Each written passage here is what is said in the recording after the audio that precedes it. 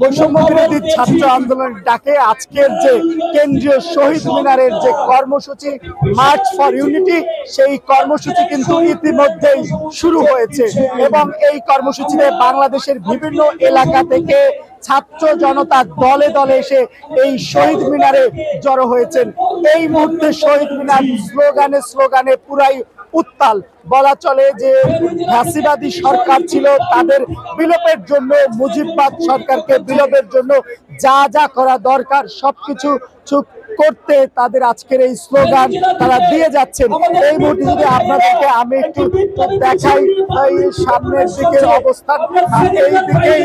প্রধান যে স্টেজ, সেই প্রধান স্টেজ করা হয়েছে এবং এর অপর দিকেই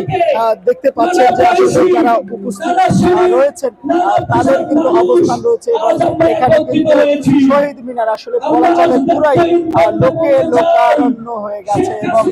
তারা ব্যানার, ফেস্টুন, বাংলাদেশের পতাকা হাতে নিয়ে তারা এই আজকের কেন্দ্রীয় শহীদ মিনারের যে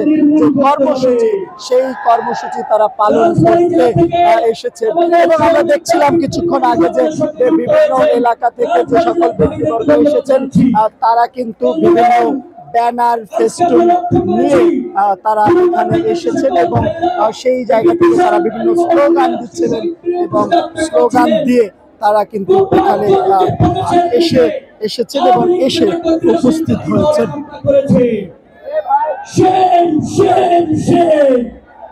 এবং শেখ হাসিনা দেশ থেকে পালিয়েছে, শেখ হাসিনার যে সকল দোসররা এখনো বাংলাদেশে আছে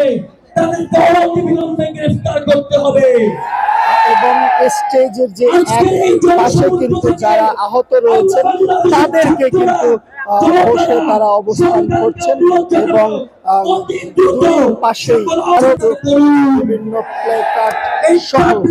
তারা কিন্তু এসেছেন এবং বিভিন্ন প্লেকার্ড রয়েছে, আসছে ফাগুন আমরা হব দ্বিগুণ, হই হই রই রই, বিভিন্ন স্লোগান কিন্তু